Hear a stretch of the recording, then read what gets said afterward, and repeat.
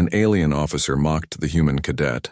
She answered with his Blood Part 3 director. Quan Min's office was simple and clean. No decorations. No personal items. Just a desk, 2 chairs, and a large window showing the stars beyond the station. Ji-woo stood at attention in front of the desk, her hands behind her back.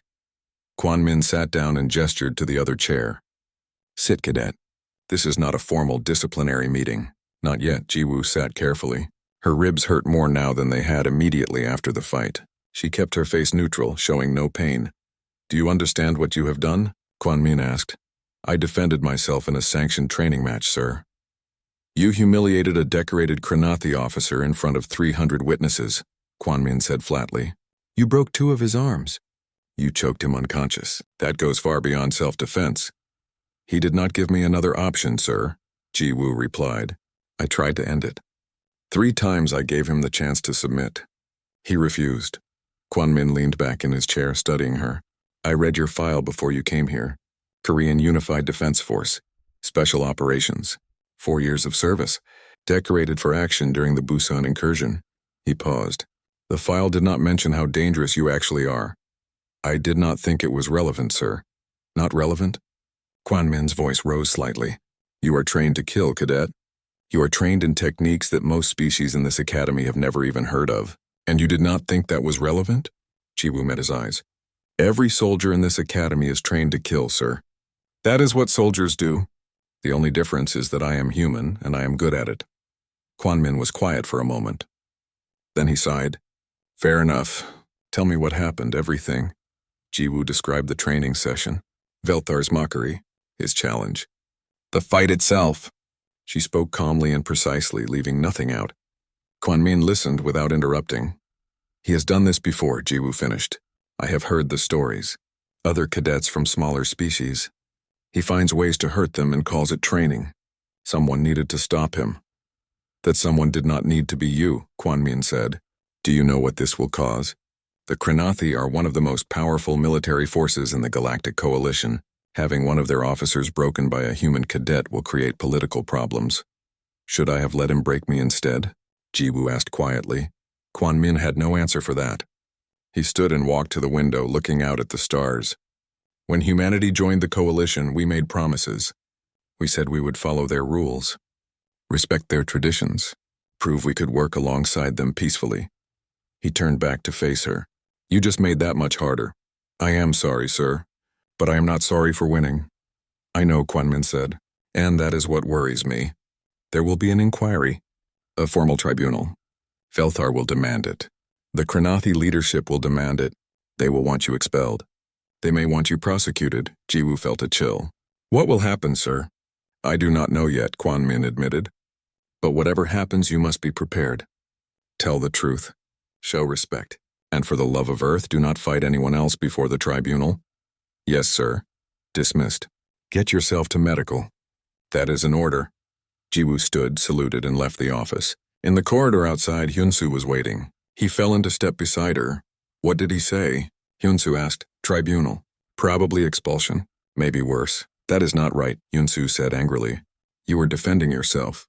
Everyone saw what Velthar did. That may not matter, Ji-woo said. Politics is complicated, and right now I'm a political problem. They walked to the medical wing in silence. The corridors were busy with cadets changing between training sessions. Every single one of them stopped to stare at Ji-woo. Some looked impressed. Others looked hostile. None looked indifferent. The medical wing was clean and bright. A Torgesh doctor scanned Ji-woo with a handheld device, frowning at the readings.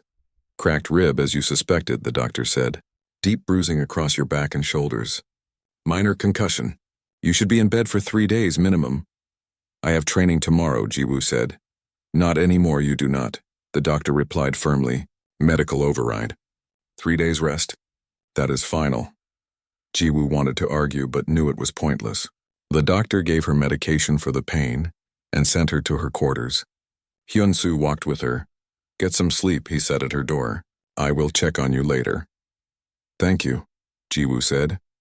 Inside her small room, she finally allowed herself to feel the full weight of what had happened. She had won the fight, but she might have lost everything else. The academy was her chance at a better future. A chance to help humanity prove itself among the stars. Now that chance was slipping away. She lay down on her bed carefully, trying not to aggravate her ribs. Sleep came hard, filled with dreams of the fight playing over and over. 3 days passed slowly. Jiwoo stayed in her room as ordered, studying and healing. Hyunsu brought her meals and news. The station was buzzing with talk. The video of the fight had been shared everywhere. Humans across Earth were celebrating. Aliens were arguing about what it meant. On the morning of the 4th day, Jiwoo received a formal summons. The tribunal would convene that afternoon. She was to appear and answer questions about the incident. She dressed in her formal academy uniform. Dark blue with silver trim. She checked her appearance in the mirror. The bruises on her face had faded to yellow. She looked pale but composed. The tribunal chamber was a large circular room with seats arranged in tiers. The 5 judges sat at the highest level. Below them, seats for witnesses and observers. The room was packed. Jiwoo recognized cadets from every species represented at the academy. Belthar was there, seated to one side. His arms were still in regeneration casts. He looked at Jiwoo with pure hatred. The chief judge was a Velkron male named Torvan.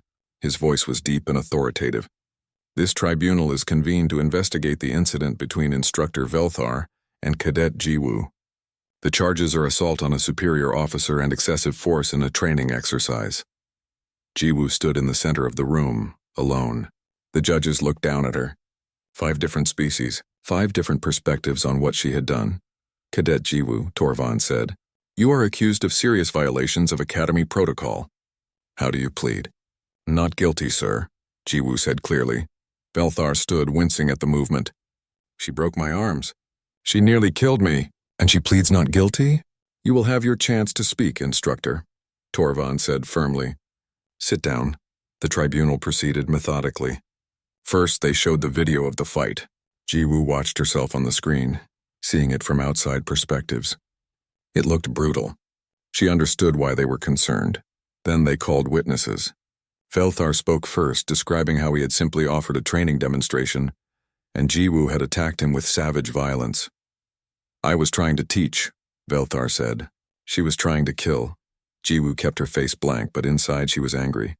He was lying, twisting what happened to make himself the victim. Then other witnesses spoke. Several cadets confirmed Velthar's version of events. They were all from larger, stronger species. All species that benefited from the current hierarchy. But then Talron stood. The Velkron female walked to the center of the chamber nervously. "I have something to say," she began, "about Instructor Velthar." "Proceed," Torvan said. "2 months ago he challenged me to a demonstration match," Talron said. "Like he did with Jiwoo. He said it was training. But it was not training. It was punishment. Punishment for being small. For being weak in his eyes." Her voice grew stronger. "He broke my leg in 3 places. He said it was an accident, but I saw his face. He enjoyed it." The chamber erupted in whispers. Torvan called for silence. "I was afraid to speak before," Talron continued. "Afraid of what would happen if I accused an instructor. But after watching Jiwoo fight back, I realized I was wrong to stay silent. Velthar has been doing this for years. Hurting cadets he considers inferior.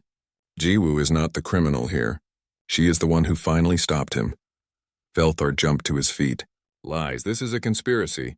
"Sit down," Torvan ordered. "We will investigate these claims." More cadets came forward. Not many, but enough. Stories of injuries, of humiliation, of Velthar's systematic abuse of anyone he deemed weak. The picture that emerged was damning. Finally, they called Jiwoo to speak. She stood in the center again, facing the judges. "Tell us your perspective, cadet," Torvan said. Jiwoo spoke calmly and clearly. She described Velthar's mockery, his challenge, the fight itself. She explained each decision she made and why. "I gave him 3 chances to submit," she said. "I did not want to hurt him badly, but he would not stop. He was trying to prove I was weak, to prove all humans were weak. I could not allow that." "You could have submitted yourself," one of the judges suggested. "Avoided the fight entirely." "No, sir," Jiwoo said. "I could not, because it was not about me. It was about every human who will come after me. Every cadet from every small species who has been told they do not belong. If I had submitted, I would have confirmed everything Velthar believes. I had to prove him wrong. The chamber was silent. Every eye was on Jiwoo. And the broken arms? Torvun asked. That was necessary? An alien officer mocked the human cadet. She answered with his blood part 5-6 weeks had passed since the tribunal. The academy had changed in ways both obvious and subtle. Velthar was gone, dishonorably discharged after the investigation confirmed years of abuse. 3 other instructors had been suspended pending review. The entire training program was being restructured, and Jiwoo had become something she never expected to be. A teacher, the combat training facility was packed. 60 cadets from 15 different species filled the space, all watching Jiwoo with varying degrees of curiosity, skepticism, and respect. Some were human. Most were not. They had signed up for her new course, Human Combat Tactics, for different reasons. Some wanted to learn from the cadet who had broken a Krenathi instructor. Others wanted to understand how humans fought. A few, Jiwoo suspected, were there to prove she had just been lucky. She stood at the front of the room in a simple training uniform. Her ribs had healed completely. The bruises had faded, but the memory of the fight remained fresh in everyone's mind. Good morning, Jiwoo began. Her voice was quiet but carried clearly. Welcome to Human Combat Tactics. Before we begin, I want to make something clear. This course is not about teaching you to fight like me. It is about teaching you to understand how humans think about combat. A Torgash cadet raised one of his 3 hands. Is there a difference? Yes, Jiwoo said. Technique is easy to learn. Philosophy is harder. Anyone can memorize a joint lock. But understanding why humans use joint locks requires understanding how we see the world. She walked to the center of the training mat. Humans come from a planet where almost everything was stronger than us, faster than us, had better weapons than us. Our teeth are weak. Our claws are tiny. Our skin tears easily. By every measure, we should have been prey animals. Extinct prey animals. The cadets watched, some leaning forward with interest. But we survived, Jiwoo continued. We survived by being smarter, more adaptable, more stubborn. We learned that size and strength do not matter if you understand leverage. That speed does not matter if you understand timing. That natural weapons do not matter if you create better weapons. She gestured to Talrin, who stood at the edge of the mat. Cadet Talrin, please join me. Talrin walked onto the mat. She was nearly 6 feet tall, well-muscled, with the natural advantages of her species. Jiwoo stood a full 8 inches shorter and probably weighed 40 pounds less. Talrin is stronger than me, Jiwoo said. Faster than me. Has better reach. In a pure contest of physical ability, she wins. But combat is not a pure contest. She looked at Talrin. Grab my wrist. Use your full strength, Talrin hesitated.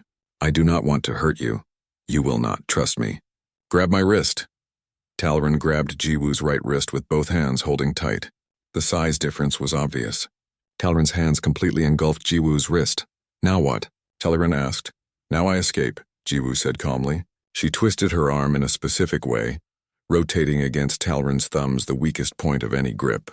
Her wrist slipped free easily. Before Talrin could react, Jiwoo had caught one of her arms in a lock. Leverage, Jiwoo said, maintaining the gentle hold.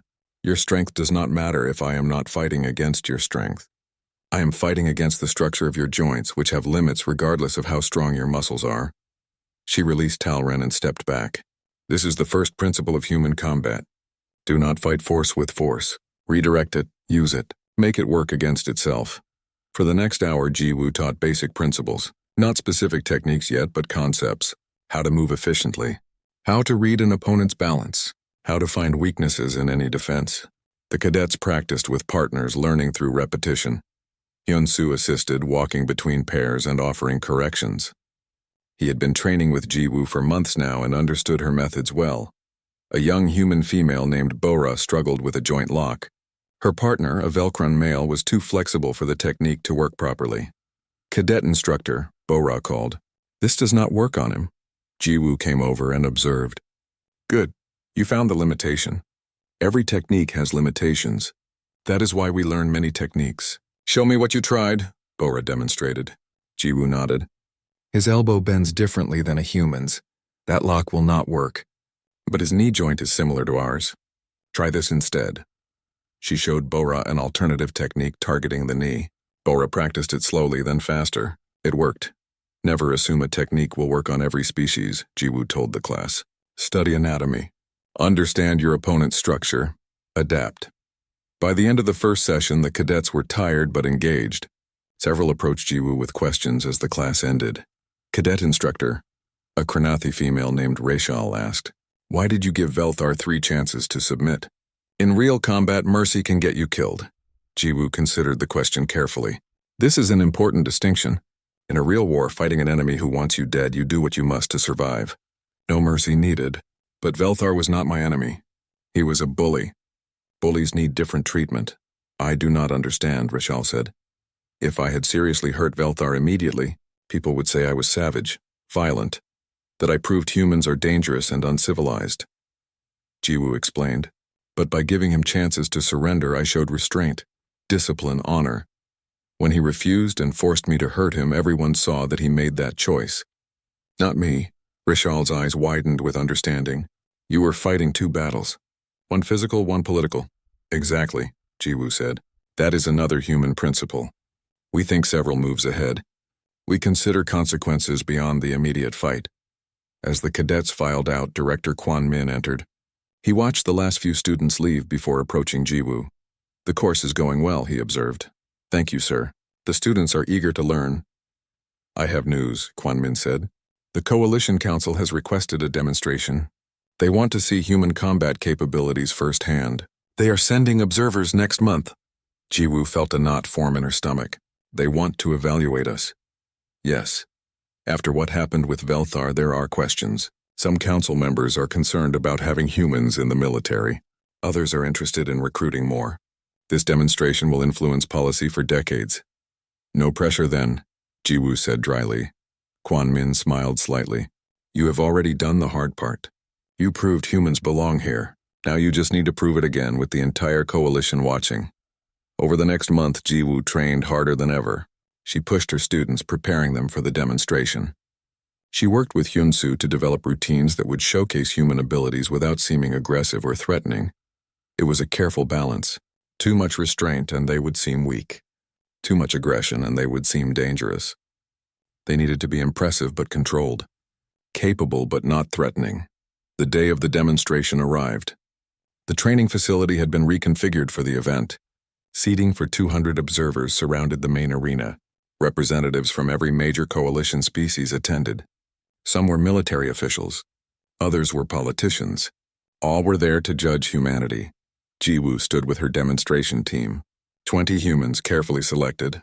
They wore clean training uniforms, their expressions calm and professional. Jiwoo had drilled them on discipline, on showing respect, on representing their entire species, remember? She told them quietly. We are not just showing techniques today. We are showing who we are.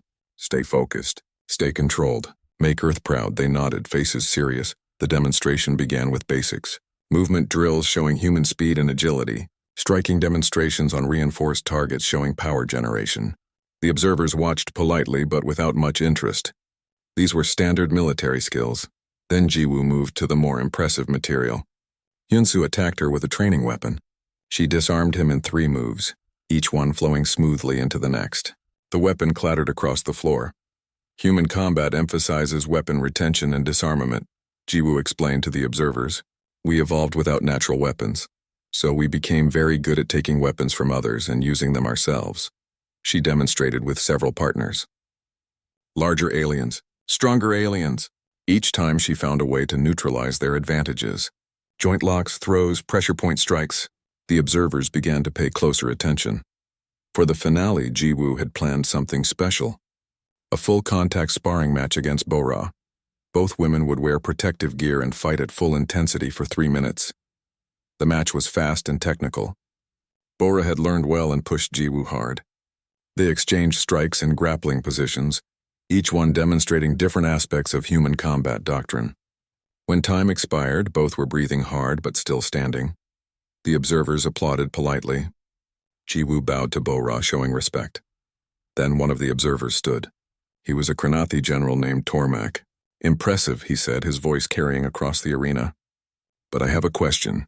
These demonstrations are controlled, safe. How do we know humans can perform under real pressure, against a real threat? Jiwoo felt the trap closing. This was a challenge. If she refused, she would seem afraid. If she accepted, she risked repeating the incident with Velthar. Counselor Thex did not want this assignment. The amphibian leader of the Galactic Council's investigation committee had reviewed all the data about humans and decided they were probably dangerous. Now he had to go to their homeworld and write a report. If he was lucky, he would survive the trip. The investigation team consisted of 12 scientists and security officers from different species. They approached Earth in a specially shielded vessel because early scans showed the planet had dangerous levels of radiation from its sun. That should have been the first warning sign. As their ship entered Earth's atmosphere, the readings got worse. The gravity was crushing. Thex felt his body straining against the pressure even with his support suit helping him. Around the ship, the weather was violent. Massive storm systems swirled across the planet's surface. Lightning arced between clouds with enough energy to power a small city. "This is a Class 12 death world," breathed the ship's pilot, a being made mostly of energy fields. Nothing should be able to live here naturally. But things did live here. The scanners showed life everywhere. In the oceans, across the continents, even in the frozen wastelands at the poles. Life absolutely covered this horrible planet. They landed at a spaceport near a human city called Sol. The moment the landing ramp opened, Thex felt like he was being crushed. Earth's gravity was brutal. Even with his exoskeleton helping him, each step was difficult. The air was thick and heavy and contained far too much oxygen. His breathing suit had to filter it down to safe levels. A human woman waited for them at the bottom of the ramp. She smiled and waved. She was not wearing any support equipment. She stood there in the crushing gravity like it was nothing. "Welcome to Earth," she said cheerfully through the translator. "I am Kang Dabin. I will be your guide today. I work in construction, so I took the day off to help show you around." Thex tried to return the greeting, but speaking was difficult in this gravity. His throat felt compressed. "Thank you for having us," he managed. Kang Dabin led them toward a vehicle that would take them to see human civilization. Along the way, Thex watched humans going about their daily lives. They walked easily despite the gravity that was crushing the aliens. They moved fast and fluid like the gravity meant nothing to them. A human child ran past laughing. The child was maybe 7 or 8 years old. It was running at speeds that would tire most adult aliens in seconds. The child's parent called out, telling them to slow down. The child did not seem tired at all. "Your young ones are very energetic," Krell observed, struggling to keep up even with his motorized support legs. Kang Dabin laughed. "Yes, children have too much energy. Always running around, climbing things, getting into trouble. We were all like that once." She said it so casually, like it was normal for children to possess that much strength and speed and endurance. Thex realized with growing horror that for humans it was normal. They visited a construction site where Kang Dabin worked. Thex watched in disbelief as she picked up a steel beam that massed over 200 kilograms and carried it across the site. She was not even breathing hard. Other human workers did similar tasks. They lifted, carried, welded, and climbed without any mechanical assistance beyond simple tools. "Do you not use machines for heavy lifting?" asked one of the scientists. "Oh, we do for really heavy stuff," Kang Dabin said. "But for most things, it is faster to just carry it ourselves. Why wait for a machine when you have 2 good hands?" The investigators took samples of everything. Soil, water, air, plants, and even some insects they found. Everything was analyzed. The results were disturbing. Earth's soil contained bacteria that would be deadly to most galactic species. The water had minerals and microorganisms that required extensive filtering before non-humans could drink it safely. The plants often contained toxins as defense mechanisms. Even the insects that crawled through the grass had venom or could bite hard enough to pierce alien skin. "Everything here is trying to kill everything else," observed the blob scientist, its colors a constant anxious yellow. "Well, yes," said Kang Dabin when they mentioned this. "That is just nature. Everything competes to survive. You have to be careful of poisonous plants and dangerous animals. But humans have lived here for hundreds of thousands of years. We know what to watch out for." She pointed to a flower growing nearby. "See that? Pretty, right? But if you eat it, you get very sick. Might die if you eat enough. We teach children early what they can and cannot touch." Thex felt a chill run through his body despite the warm Earth temperature. Human children had to learn which plants were deadly. That was normal childhood education here. They visited a school next. The investigative team wanted to see how humans raised their young. What they saw did not comfort them. Human children as young as 6 years old were required to run long distances as part of their education. They called it physical education. The aliens watched as a group of teenagers ran laps around a track. They ran and ran without stopping. After 20 minutes, Thex asked when they would rest. "Oh, they have another 10 minutes, said the human teacher. "This is just their warm-up." One of the students, a boy named Choi Junho, approached the visitors after his run. He was not even breathing heavily. He was curious about the aliens and asked them questions about their homeworlds. While he talked, he casually did exercises called push-ups where he lifted his entire body weight with just his arms, over and over. He did this without thinking about it, just as something to do while talking. "Do you exercise every day?" Krell asked. "Yes," Junho said. "We have physical education at school and I run track as a sport. I am training for a marathon." "What is a marathon?" "It is a race. You run for 42 kilometers without stopping."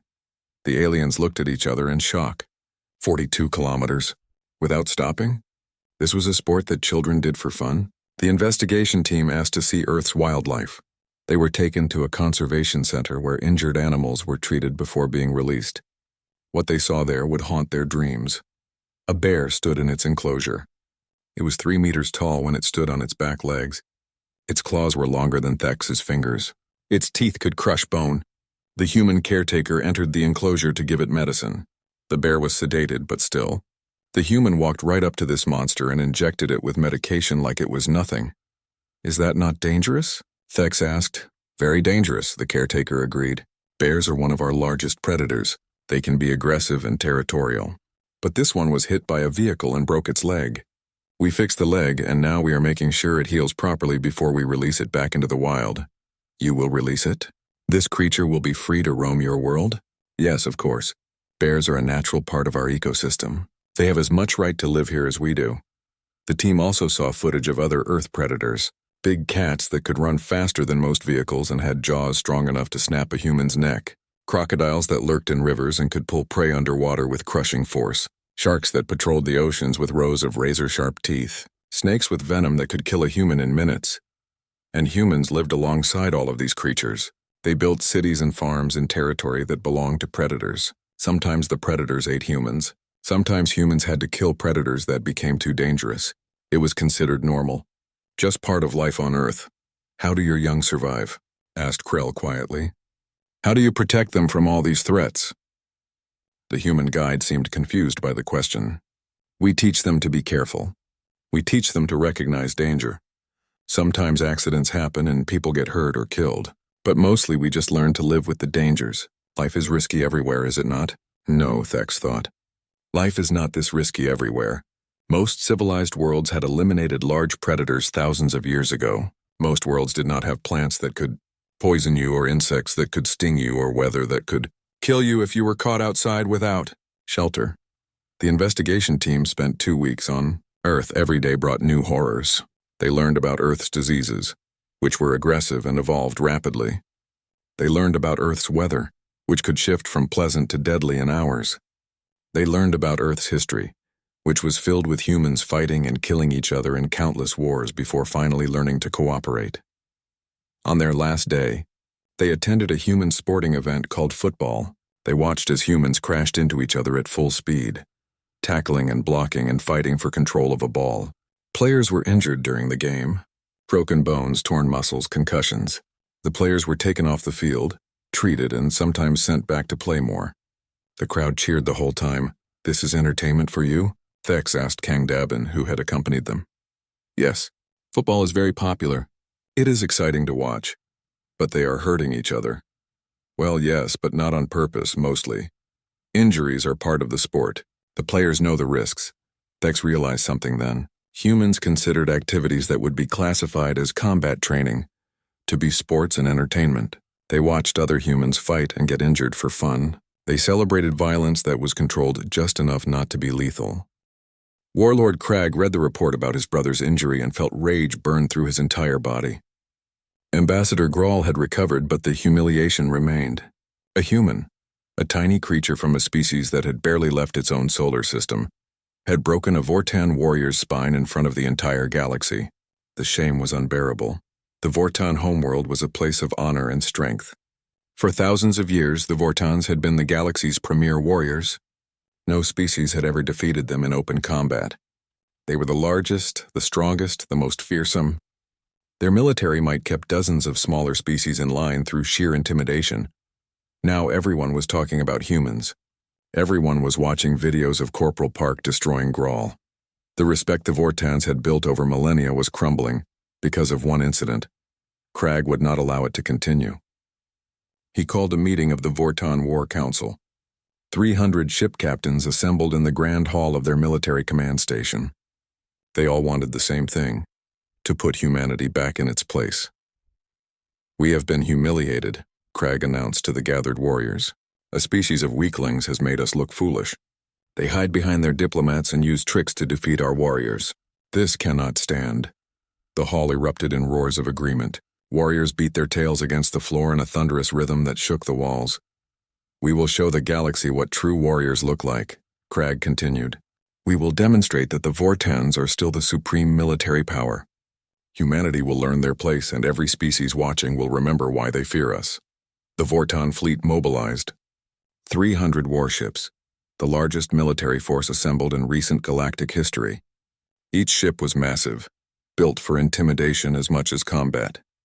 They bristled with weapons designed to crack open fortified planets. Their armor was thick enough to withstand sustained bombardment. Crag sent a message to the human government. It was broadcast across all galactic channels so everyone could see. "Humanity has shown disrespect to the Vortan Empire. We demand that Corporal Park Jiho be executed for her crime against Ambassador Grawl. We demand that all human territorial claims be surrendered. We demand an apology broadcast across the galaxy. You have 24 hours to comply. If you refuse, we will take what we are owed by force." The galaxy held its breath. Everyone knew the Vortans were serious. Their fleet could devastate human colonies. Humanity had only been spacefaring for 3 years. They did not have the numbers or the experience to fight the Vortans. The human response came from Admiral Bae Hyun, commander of the human diplomatic escort fleet.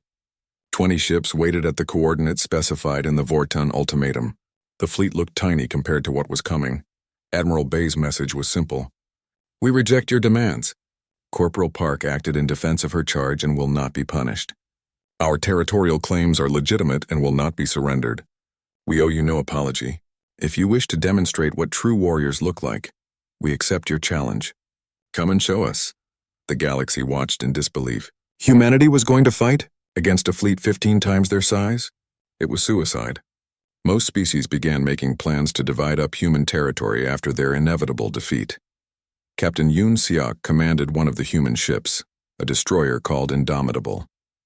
He stood on his bridge watching the sensor display as the Vortan fleet approached. The numbers were overwhelming. His crew was quiet, focused, ready. "They think we are easy prey," Yoon said to his bridge crew.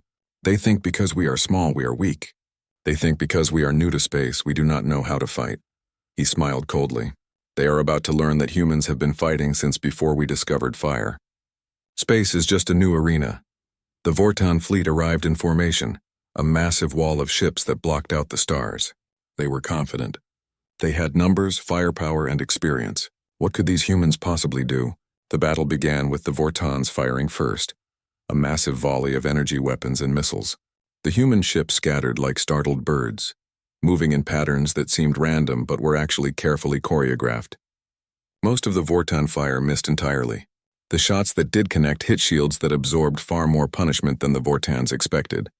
Then the human ships returned fire. Their weapons were smaller but frighteningly accurate. Human targeting systems tracked multiple Vortan ships simultaneously and exploited weaknesses in their armor. Missiles weaved through defensive fire with impossible agility. But the real shock came when the humans started maneuvering. The ships moved like nothing the Vortans had ever fought. They vectored thrust in directions that should be impossible, pulling turns that should tear the vessels apart. Human ships accelerated and decelerated in ways that defied Vortan understanding of physics and engineering. Inside the human ships, the crews were being crushed. The maneuvers they performed generated forces that would liquefy most galactic species. But humans had evolved in high gravity. Their bodies could endure the punishment. The crews wore pressure suits and breathed pure oxygen. They took stimulants to stay conscious. They pushed themselves and their ships to the absolute limit. 9G burn, 12 seconds, Yoon ordered calmly. The ship's engines roared. The crew felt like they were being pressed through the floor. Blood pounded in their heads. Vision narrowed to tunnels. But they held on. 12 seconds of agony that let Indomitable dodge 3 incoming missiles and position itself behind a Vortan battleship. The human destroyer poured fire into the Vortan's engines. The battleship tried to turn, but it was too slow. Human ships were built for speed and agility. Vortan ships were built for overwhelming firepower and durability. In most circumstances, the Vortan approach worked. But humans fought differently. They are like insects, a Vortan captain complained over the command channel. They dart around too fast to hit properly. Then stop trying to swat them individually, Cragg ordered. Use area saturation fire. Fill space with so much firepower that they cannot dodge. The Vortans changed tactics. They stopped trying to target individual ships and started flooding entire regions with weapons fire. It was wasteful and inefficient, but it worked. 2 human ships took critical damage and had to withdraw from the battle. But 18 human ships remained, and they adapted immediately. They stopped dodging and started using the Vortan fleet itself as cover. They wove between the massive Vortan vessels, making it impossible for the aliens to fire without hitting their own ships. And then the humans started boarding. Yoon's ship clamped onto a Vortan cruiser like a parasite. Cutting torches burned through the hull. A boarding party of 30 human marines stormed into the alien vessel. The Vortans inside prepared to repel the boarders. They were 3 meters tall, heavily armored and armed with weapons designed to fight other Vortans. They expected the humans to be easy targets. The first Vortan to encounter the boarding party died before he understood what was happening. The humans moved through the ship like ghosts. They fought in damaged sections with no atmosphere, breathing through their suit systems while the Vortans choked and died. They used the ship's tight corridors where size became a disadvantage. They threw grenades around corners and fired from positions that should be impossible to hold. Yoon led the assault personally. He watched as his Marines demonstrated everything that made humans terrifying. They continued fighting with injuries that should be disabling. They made split-second decisions that came from millions of years of predatory evolution. They used weapons, tools, and tactics with creativity that the rigid Vortan military doctrine could not counter. Deck 7 secured, reported one of his squad leaders. 15 enemy casualties. We have 2 wounded, still combat effective. Only 2 wounded and both still fighting. The Vortans had lost 15 warriors and the humans had barely slowed down. This was not how boarding actions were supposed to go. The same scene played out across a dozen Vortan ships. Human boarding parties seized control with ruthless efficiency. The Vortans had never encountered an enemy that was actually more dangerous in close combat than they were. It was impossible. It was humiliating. It was terrifying. Cragg watched his fleet falling apart. The numbers advantage meant nothing when humans simply refused to fight a conventional battle. They used speed instead of armor. They used precision instead of overwhelming firepower. They exploited every weakness and created openings where none should exist, and they would not stop. Vortan warriors could be intimidated into retreat when they faced impossible odds. Humans seemed to fight harder when things got difficult. They had a phrase they kept repeating over the communication channels. Pain is temporary, victory is forever. They said it like a prayer. Like a promise. A Vortan battleship exploded as its reactor went critical. Humans had boarded it and fought their way to engineering in under 20 minutes. Another ship went dark as humans seized control of its bridge. A third ship listed helplessly, its engines destroyed by frighteningly accurate fire. Warlord, we have lost 47 ships, his second-in-command reported. The humans have lost 5. At this rate, they will destroy us. Cragg could not believe it. How were they losing? The Vortans were the greatest warriors in the galaxy. They had never lost a war. Never.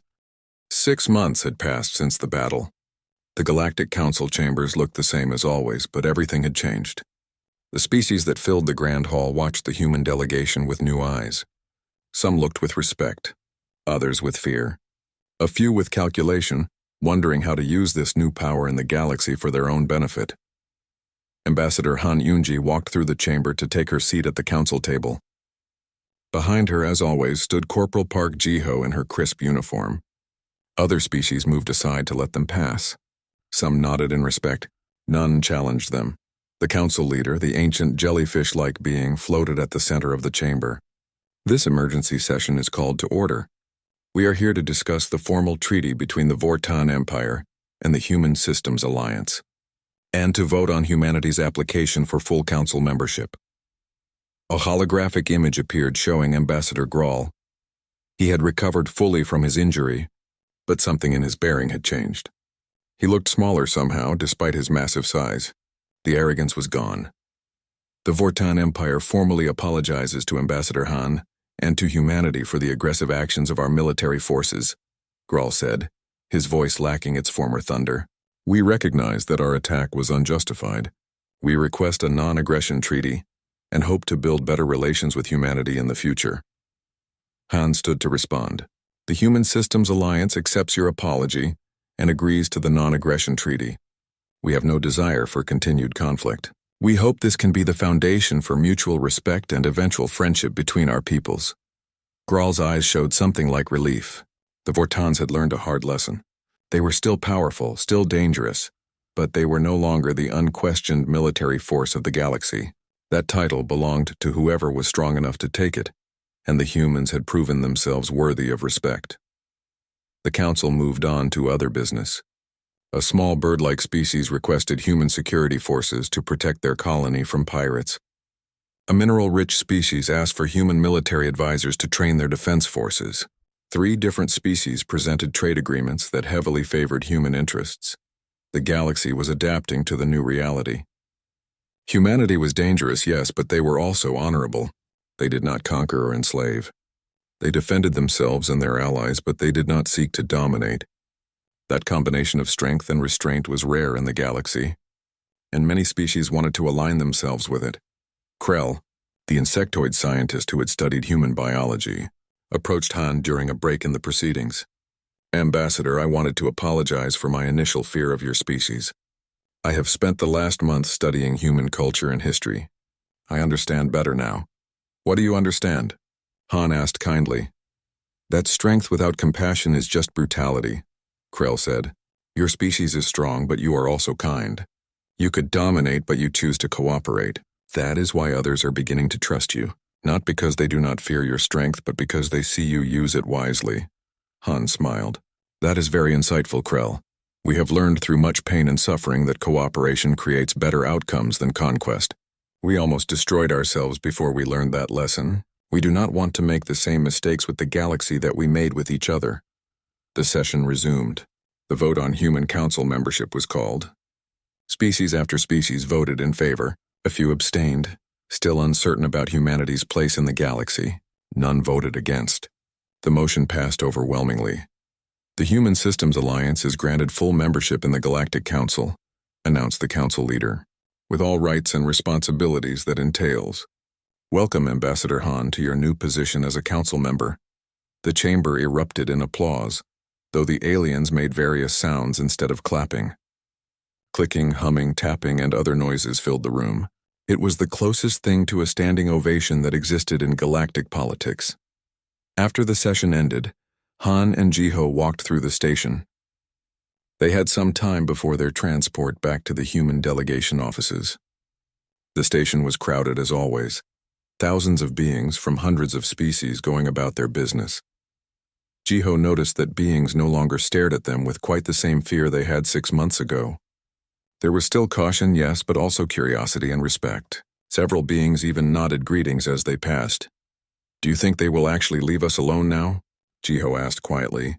It was the same question she had asked after the first council meeting, all those months ago. Han considered the question.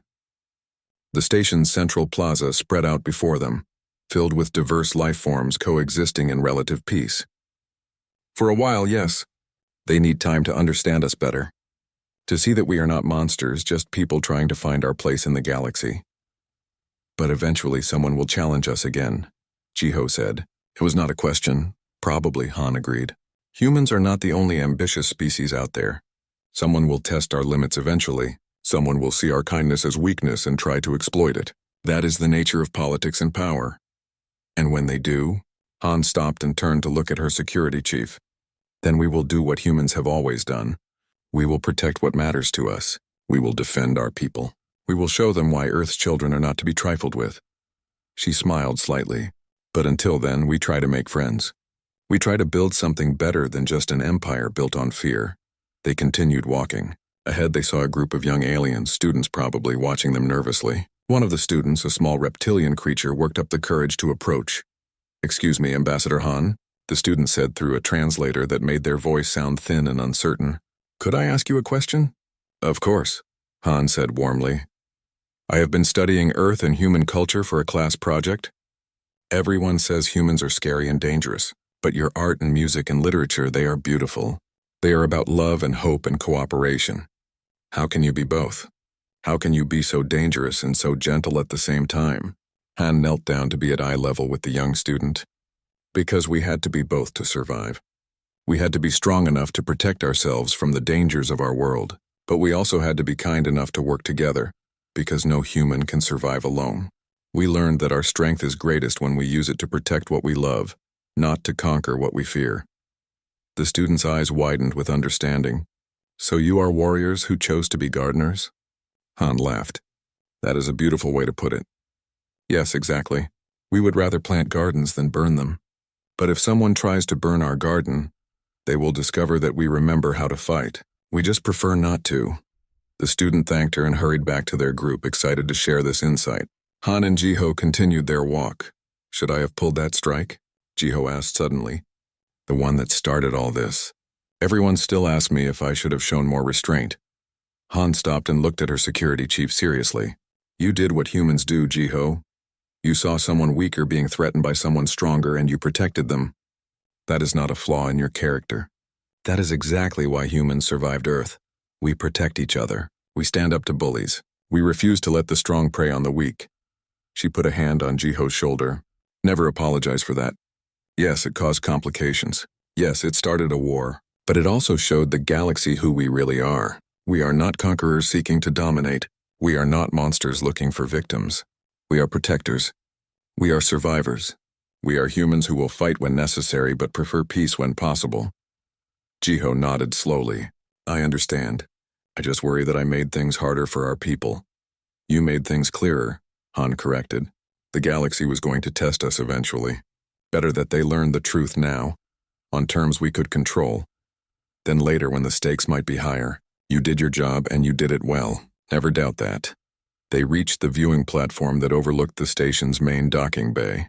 Hundreds of ships came and went, representing species from across the galaxy. It was a beautiful sight. All this diversity working together, trading and talking and learning from each other. "This is what we fight for," Han said quietly. "Not territory or resources or power. We fight so that all these different beings can coexist peacefully. We fight so that the strong do not simply take what they want from the weak. We fight to make the galaxy a place where everyone has a chance to thrive. And if that means being feared?" Jiho asked.